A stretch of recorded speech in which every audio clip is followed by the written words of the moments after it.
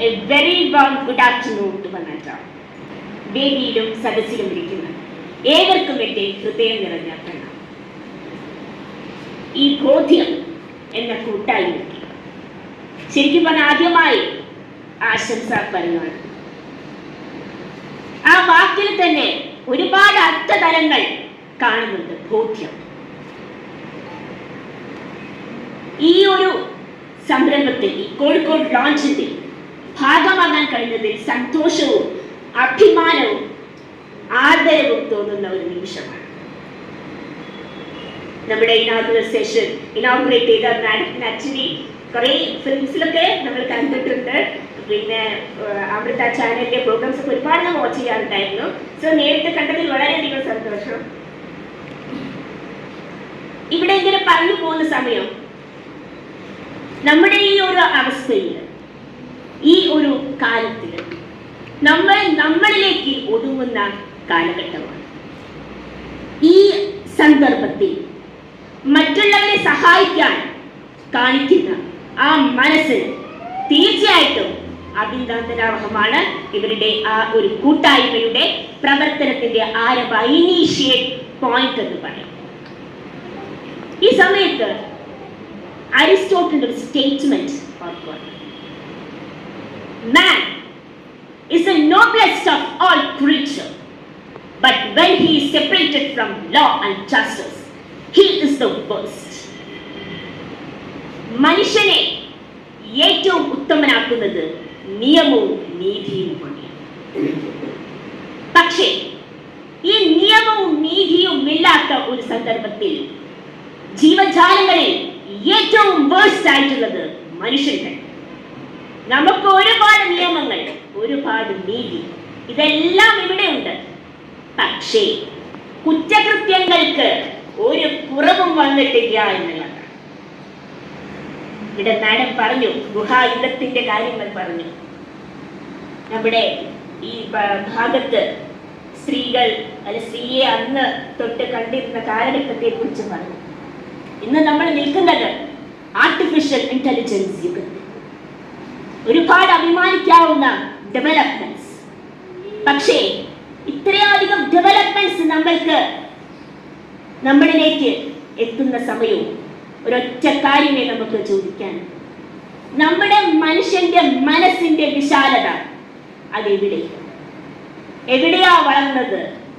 ഇന്നും ഓരോ വ്യക്തിയും സങ്കുചിത മനോഭാവം കൊണ്ട് തന്നെയാണ് മുന്നോട്ട് പോകുന്നത് എന്ന് പറയാതിരിക്കാൻ.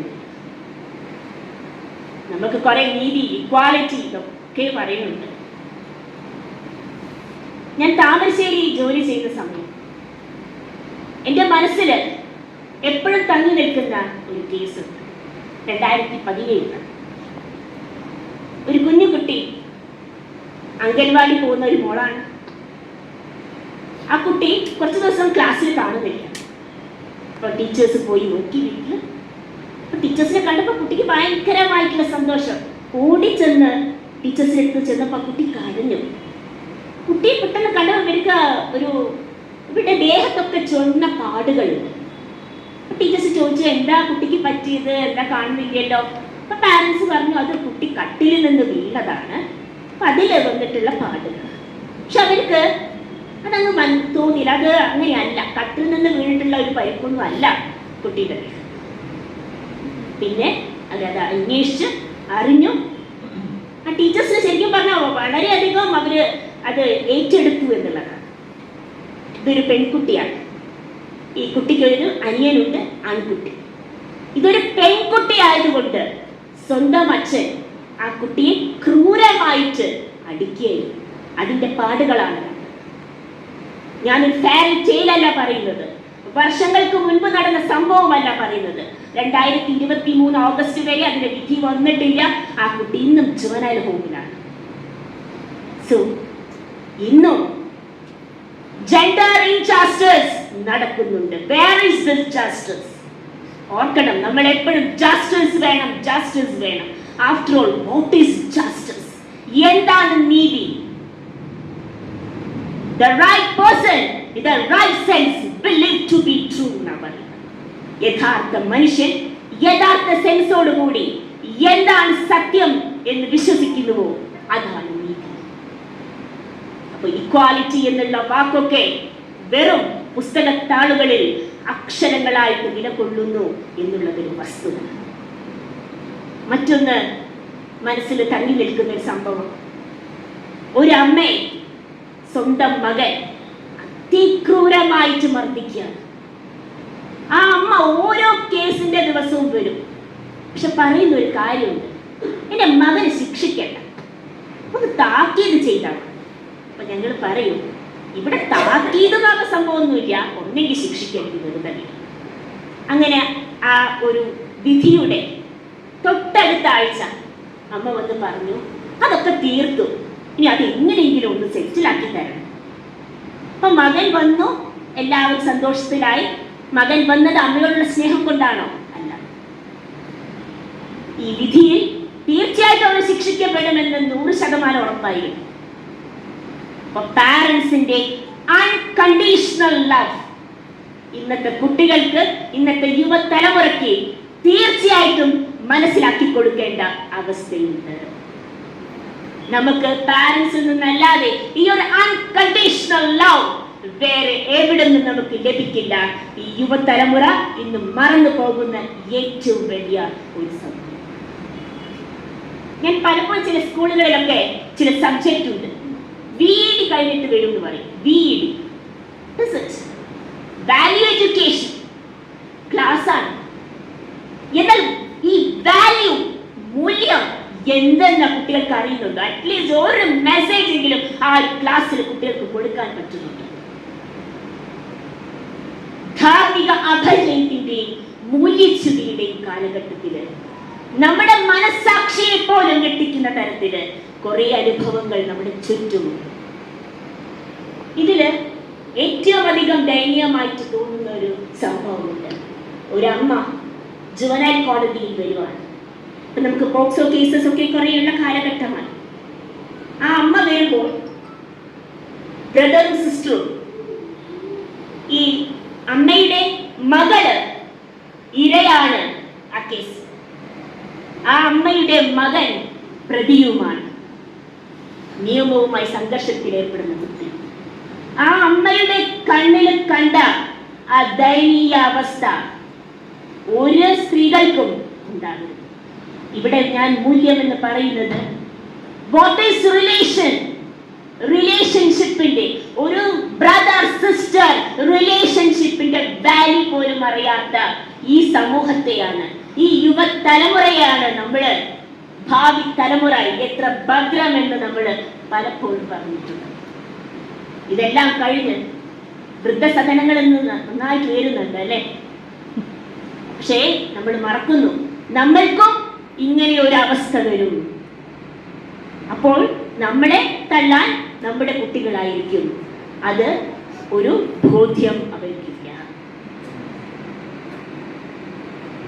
പിന്നെ വിവാഹമൊക്കെ കഴിച്ചു പോകുന്നവരുണ്ട്. അവിടെ അവർ നേരിടേണ്ട ഒരുപാട് പ്രശ്നങ്ങൾ, മാനസികമാവട്ടെ ശാരീരികമാവട്ടെ ലൈംഗികപരമായും വാചികമായിട്ടും എല്ലാ തരത്തിലും ക്രൂരത നിലകൊള്ളുന്നു. അപ്പൊ ഇവരെയൊക്കെ എങ്ങനെ നമ്മൾ സംരക്ഷിക്കും? ചോദ്യമാണ്. ഒരു ആൺകുട്ടിയും പെൺകുട്ടിയും ക്ലാസ്സിൽ പഠിക്കുന്നു. അവർക്ക് ഇഷ്ടമായി, വീട്ടിൽ പറയാതെ വിവാഹം കഴിച്ചു. പിന്നീട് വീട്ടുകാരെന്ത് ചെയ്തു? സ്വാഭാവികമാണല്ലേ, ശരി, അവര് സമ്മതമൊക്കെ ഉണ്ടായി നന്നായിട്ട് മുന്നോട്ട് പോവാം. ഈ കുട്ടിയുടെ വിവാഹം കഴിഞ്ഞ് 1 മാസം കഴിഞ്ഞപ്പോൾ ആൾക്ക് സ്വഭാവത്തിൽ നല്ല മാറ്റം. ഈ ആൺകുട്ടി ഡെയിലി രാത്രി വരുമ്പോൾ ചെറിയ ബോക്സ് കൊണ്ട്, ചെറിയ ബോക്സ് എന്ന് പറഞ്ഞാൽ നമ്മളെ മാച്ച് ബോക്സ് പോലെ കുഞ്ഞു ബോക്സ്, നല്ല കളർഫുൾ ബോക്സ്. അപ്പൊ ഈ പെൺകുട്ടിക്ക് ഭയങ്കര കൗതുകം, കുറേ ബോക്സ് നല്ല ഭംഗിയുണ്ടല്ലോ. കുട്ടി ഇങ്ങനെ അത് അടുക്കി വെച്ചു. പിന്നീട് 1 മാസം കഴിഞ്ഞപ്പോഴാണ് അറിയുന്നത് അതില് MDMA ഉള്ള ഡ്രഗ്സ് ആയിരുന്നു. ഈ ഭർത്താവ് ഡ്രഗ് അഡിക്റ്റ് ആണ്.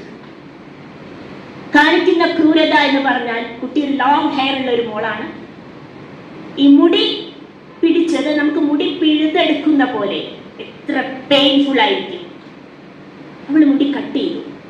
പിന്നെ റീസൺ അവൾ പറഞ്ഞത് ഇപ്പം വീട്ടുകാരോട് പറയാൻ പറ്റില്ല, ഫ്രണ്ട്സിനോട് പറയാൻ പറ്റില്ല, സ്വന്തം ഇഷ്ടത്തിന് പോയതാണ്. അപ്പം വീട്ടുകാരൊക്കെ വിചാരിച്ചു എന്താണ്, ഓ മോഡേണായി ട്രെൻഡിയായി ബോയ്ക്കട്ട് അടിച്ചതാണ്. അങ്ങനെ എത്രയോ ഇൻസ്റ്റൻസസ്. ഞാൻ ഈ ഇൻസ്റ്റൻസസ് പറഞ്ഞത്, these are all victims, the real genuine victims. These are not stories, the real ground realities of life. ജീവിതത്തിന്റെ ഗ്രൗണ്ട് റിയാലിറ്റീസ് ആണ്. ഇവിടെയാണ് ബോധ്യത്തിന്റെ യഥാർത്ഥ പ്രവർത്തനം നടത്തുന്നത്. കൗൺസിലിംഗ് ആവാം, മോട്ടിവേഷൻ ക്ലാസ്സസ് ആവാം, ക്യാമ്പ് ആവാം, പ്രീ മറൈറ്റൽ കൗൺസിലിംഗ് ആവാം. ഇവർക്കൊരു സംരക്ഷണം തീർച്ചയായിട്ടും ബോധ്യത്തിന് കൊടുക്കാൻ സാധ്യമാവണം. ഇതിനപ്പുറം നിയമം എന്നുള്ള ഏറ്റവും വലിയൊരു കാര്യമുണ്ട്. ഒരു ലീഗൽ അഡ്വൈസ് പാനൽ തന്നെ നിങ്ങൾ ഇവിടെ രൂപീകരിക്കേണ്ടതുണ്ട്. കാരണം ഒരു കോട്ടിംഗ് ഞാൻ വായിച്ചിട്ടുണ്ട്, I am not handsome, but I can give hand to someone who need help. ആ കൈത്താങ്, അതാണ് ഞാൻ ബോധ്യത്തിൽ കൂടി കാണുന്നത്. ഞാൻ ബോധ്യത്തെ ഒരു പ്രൊട്ടക്ഷൻ ആയിട്ടുള്ള ഒരു ഷീൽഡ്, ഒരു പ്രൊട്ടക്റ്റീവ് ഷീൽഡ്, ഒരു സംരക്ഷണ വലയമായിട്ട് ഞാൻ അതിൽ ഉപമിക്കാൻ ആഗ്രഹിക്കുകയാണ്. കാരണം നമ്മൾ ഒരുപാട് ഫണ്ടമെന്റൽ റൈറ്റ്സ്, ഡ്യൂട്ടീസ് ഒക്കെ പഠിച്ചിട്ടുണ്ടാവും. പക്ഷെ എന്റെ മനസ്സിൽ ഇന്നും നിൽക്കുന്ന ഒരു duty, we should develop humanism, we should have compassion for living creatures. നമുക്ക് മറ്റുള്ളവരോട് കാരുണ്യവും മനുഷ്യത്വവും വളർത്തുക. ഈ മനുഷ്യത്വം എന്നുള്ളത് വെറും വാക്കാവാതെ നമ്മൾ എന്താണ് മനുഷ്യത്വം എന്ന് നമ്മുടെ പ്രവർത്തനത്തിൽ മറ്റുള്ളവർക്ക് കാണിക്കാൻ പറ്റും. നമുക്ക് ഒരുപാട് സോഷ്യൽ കമ്മിറ്റ്മെന്റ്സ് ഉണ്ട്. നിങ്ങൾക്ക് ഒരുപാട്, you can do wonders. ഇങ്ങനെയൊരു കൂട്ടായ്മയിൽ നിങ്ങൾക്ക് ഒരുപാട് വണ്ടേഴ്സ് നിങ്ങൾക്ക് സൃഷ്ടിക്കാം.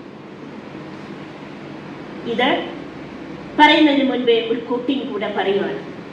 When we look the entire universe through a canvas, children and women are the glow and color of it.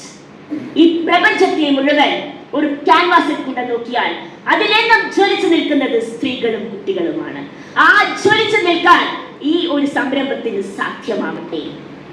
ഈ ഒരു ബോധ്യം സമൂഹത്തിൽ ബോധ്യപ്പെടുത്താൻ ഈ ഒരു കൂട്ടായ്മയ്ക്ക് കഴിയട്ടെ എന്ന് ആശംസിച്ചുകൊണ്ട് thank you all once again.